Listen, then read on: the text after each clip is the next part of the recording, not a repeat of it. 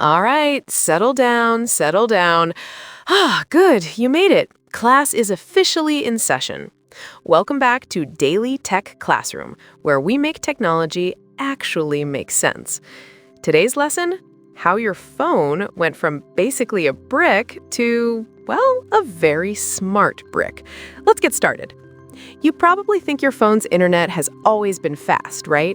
Like you've always been able to watch videos and scroll through pictures without even thinking about it. But here's something wild. There was a time when phones couldn't do any of that, not even close. And by the end of this, you're going to understand exactly how we got from phones that could barely make calls to phones that can stream entire movies while you're sitting on a bus. Ready? Good.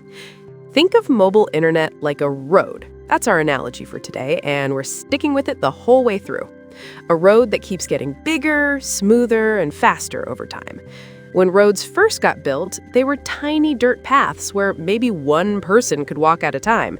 Then they became gravel roads where a horse and cart could travel.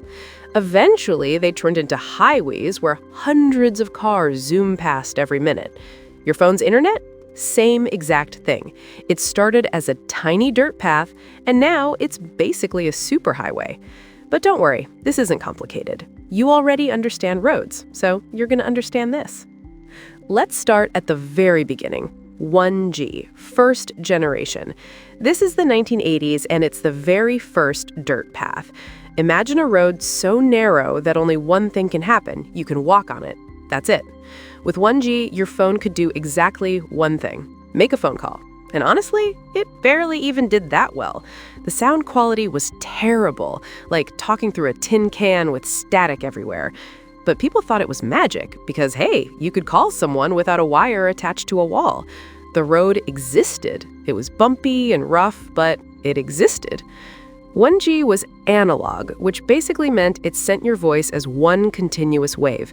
No data, no texts, no internet, just voices bouncing through the air. Then came 2G in the early 1990s.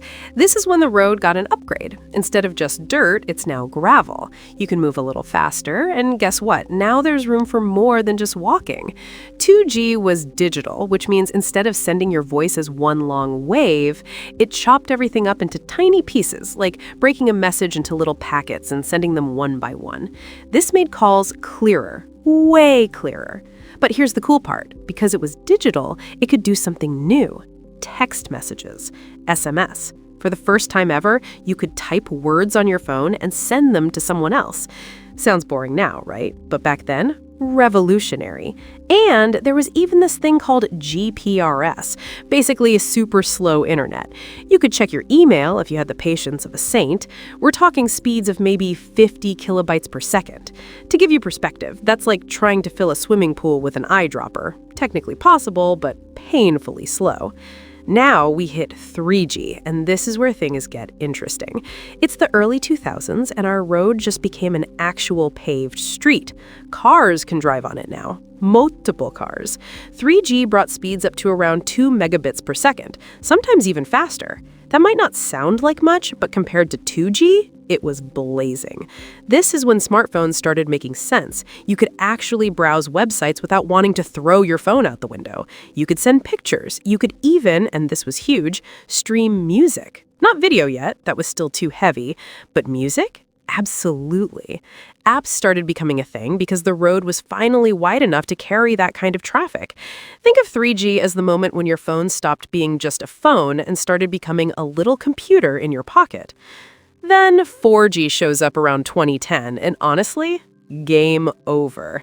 The road is now a full-on highway, multiple lanes, fast lanes, carpool lanes, everything.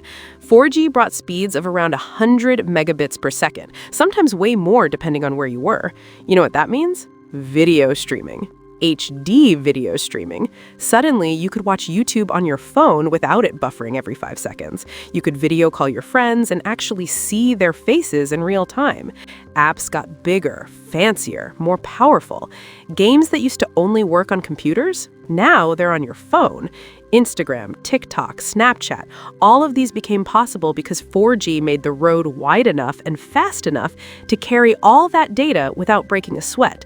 The phone in your pocket became more powerful than computers from just 10 years ago, and people started using their phones for everything: banking, shopping, watching movies, navigating, ordering food, you name it. But here's the thing about roads. They get crowded. As more and more people started using their phones for everything, the 4G highway started feeling cramped. Too many cars, not enough space. Ever notice how your phone internet slows down when you're at a concert or a sports stadium? That's because thousands of people are all trying to use the same highway at the exact same time, and it can't handle it. The road is maxed out. So what do you do when the road is too crowded? You build a bigger one. Enter 5G, fifth generation. This is the superhighway. We're talking speeds of up to 10 gigabits per second, sometimes even 20. That's 100 times faster than 4G. 100 times!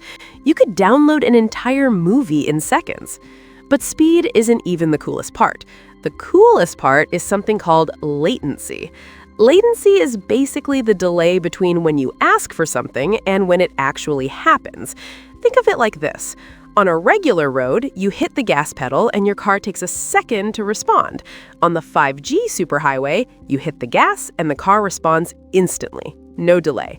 This is huge for things like gaming, virtual reality, self-driving cars, remote surgery. Yeah, actual doctors operating on patients from across the world. 5G makes all of that possible because the delay is so small, it basically doesn't exist.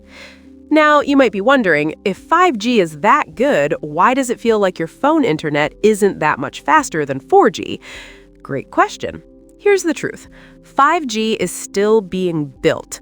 It's like having a superhighway, but only certain exits are open. In some cities, 5G is everywhere, and it's crazy fast.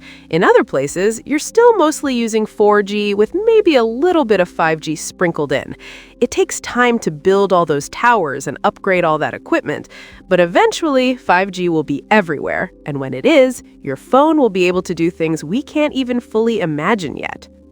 But wait, there's more, because apparently 5G wasn't enough. People are already working on 6G, sixth generation. This is still being researched and tested, so it won't be available until probably the 2030s. But the idea is to make the road even wider, even faster, even smarter. We're talking speeds of up to 1 terabit per second. That's 1,000 gigabits. At that speed, you could download 1,000 movies in 1 second. Sounds insane, right? But the point of 6G isn't just speed. It's about connecting everything, not just phones, but cars, homes, cities, medical devices, everything talking to everything else instantly, all the time. It's a road so big that there's room for literally every device on the planet to travel on it at the same time without slowing down. So let's zoom back out and see the whole road.